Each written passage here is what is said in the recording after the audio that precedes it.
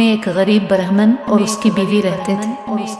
वो इतने गरीब थे कि अक्सर औकात वो दिन भर भूखे रहते थे और रात के खाने में जंगली जड़ी बूटियों और जड़ों को खाकर ही गुजारा किया करते थे। एक दिन जब ब्राह्मण जंगल से कुछ जड़ी बूटियां इकट्ठी करने में मसरूफ था तो इसकी नजर उबरजैन यानी बैंगन के छोटे से पौधे पर पड़ी। इसने सोचा कि ये इनके खाने के काम आएगा। इसने इस पौधे को खोदा और घर ले जाकर अपने कॉटेज के दरवाजे पर लगा दिया। हर रोज वो इसे पानी डालता और इस पौधे की खूब देखभाल करता था। जल्द ही पौधा बढ़ गया और इसमें नाशपाती जितने बड़े, जामनी और चमकदार खूबसूरत फल पैदा हुए। इनमें से एक बैंगन गैर मामूली तौर पर बड़ा होता गया। जोड़े ने इसे तोड़ना मुनासिब न समझा और इसे पौधे पर लटके रहने देना बेहतर समझा। एक दिन जब घर में खाने को बिल्कुल भी कुछ न था तब ब्राह्मण ने अपनी बीवी से कहा,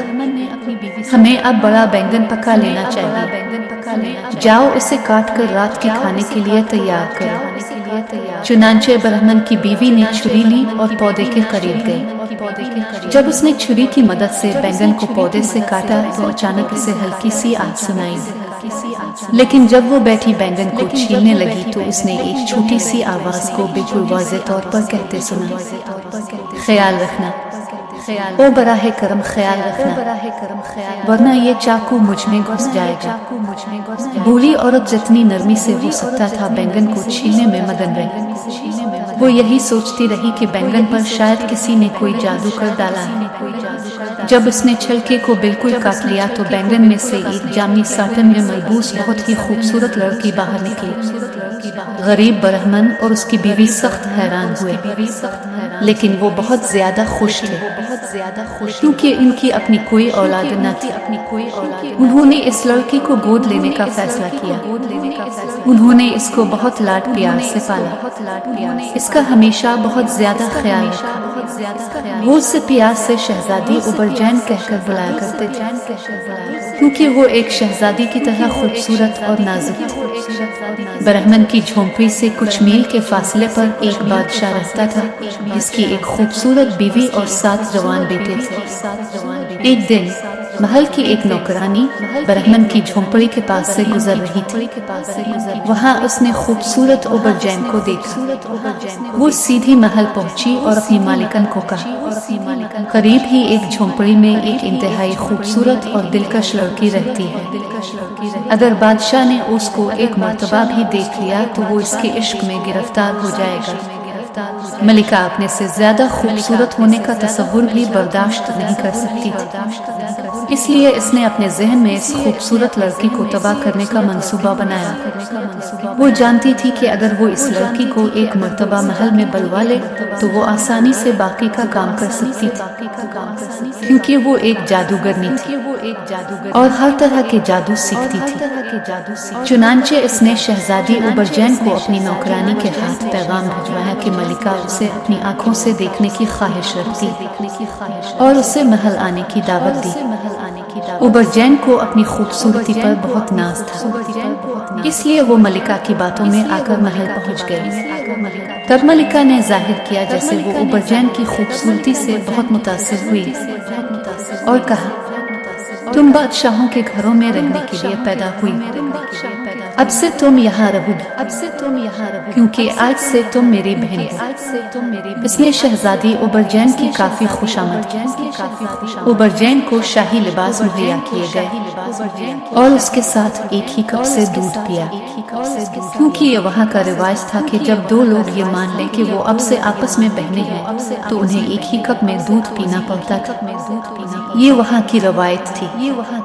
दूसरी तरफ मलिका ने उबरजैन को देखते साथ ही पहचान लिया था कि ये कोई आम लड़की नहीं बल्कि एक परी है, इसलिए वो जानती थी उसे अपना जादू बहुत मुहतात अंदाज में इस्तेमाल करना होगा। एक रात मलिका ने उबरजैन पर एक ताकतवर जादू किया और कहा, खूबसूरत उबरजैन, सच बताओ तुम्हारी जान किस चीज में है? शहजादी ने जवाब दिया, आपके बड़े बेटे में, उसे मार डालो तो मैं भी मर जाऊंगा। चुनांचे अगली सुबह ही चालाक मलिका वहां गई जहां उसका बड़ा बेटा सो रहा था और इसे अपने हाथों से मार डाला। پھر اس نے محل کی ایک نوکرانی کو اوبرجین کے کمرے میں بھیجا، اس امید پر کہ وہ بھی مر چکی ہے، لیکن نوکرانی نے واپس آ کر کہا کہ شہزادی زندہ سلامت اور خیریت سے ہے۔ تب ملکہ غصے کے آنسو روئی، کیونکہ وہ جانتی تھی کہ اس کا جادو اتنا مضبوط نہیں تھا، اور اس نے اپنے بڑے بیٹے کو بلا وجہ مار ڈالا ہے۔ بہرحال اگلی رات اس نے شہزادی اوبرجین پر ایک اور طاقتور جادو کیا اور کہا، شہزادی اوبرجین، سچ بتاؤ تمہاری جان کس چیز میں ہے؟ سوئی ہوئی شہزادی نے جواب دیا، تمہارے دوسرے بیٹے میں، اسے مار ڈالو تو میں بھی مر جاؤں گا۔ چنانچہ مکار ملکہ نے اپنے دوسرے بیٹے کو اپنے ہاتھوں سے مار ڈالا، لیکن جب اس نے نوکرانی کو یہ دیکھنے کے لیے بھیجا کہ آیا اوبرجین بھی مر گئی ہے یا نہیں، تو نوکرانی نے دوبارہ آ کر یہی کہا کہ اوبرجین زندہ اور خیریت سے۔ تب جادوگرنی ملکہ شدید غصے سے رو پڑی، کیونکہ اس بار اس نے اپنے دوسرے بیٹے کو بھی بلا وجہ قتل کر ڈالا تھا۔ اس کے باوجود اس نے اپنے مذموم منصوبے کو ترک نہیں کیا اور اگلی رات سوتی ہوئی شہزادی پر پہلے سے بھی زیادہ مضبوط جادو کرتے ہوئے اس سے پوچھا، شہزادی اوبرجین، سچ بتاؤ تمہاری جان کس چیز میں ہے؟ اور شہزادی نے جواب دیا، تمہارے تیسرے بیٹے میں، اسے مار ڈالو تو میں بھی مر جاؤں گا۔ لیکن وہی ہوا، نوجوان شہزادہ اپنی ہی ظالم ماں کے ہاتھوں مارا گیا، لیکن اوبرجین زندہ اور اچھی رہی۔ کچھ روز یہی چلتا رہا، یہاں تک کہ ساتوں نوجوان شہزادوں کو قتل کر دیا گیا۔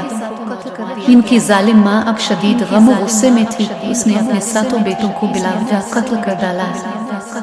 جادوگرنی ملکہ نے اپنی تمام تر طاقتوں کو استعمال میں لاتے ہوئے اس بار شہزادی اوبرجین پر ایک بہت ہی طاقتور جادو کیا، اس کا وہ مزید مقابلہ نہیں کر سکی اور صحیح جواب دینے پر مجبور ہو گئی۔ جب مکار ملکہ نے پوچھا، شہزادی اوبرجین، بتاؤ تمہاری جان کس چیز میں قید ہے؟ دور دریا میں ایک سرخ اور سبز مچھلی رہتی ہے، مچھلی کے اندر شہد کی مکھی ہے، شہد کی مکھی کے اندر ایک چھوٹا سا ڈبہ ہے، اور ڈبے کے اندر 9 لاکھ کا شاندار ہار، اسے پہن لو اور میں مر جاؤں گی۔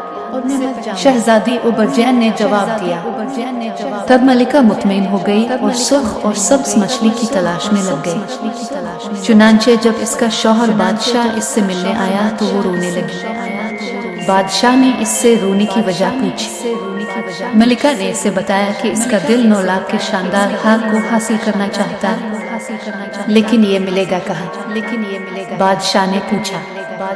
ملکہ نے شہزادی اوبرجین کے الفاظ میں جواب دیا، دور دریا میں ایک سرخ اور سبز مچھلی رہتی ہے، مچھلی کے اندر شہد کی مکھی ہے، شہد کی مکھی کے اندر ایک چھوٹا سا ڈبہ ہے اور ڈبے میں 9 لاکھ کا ہار۔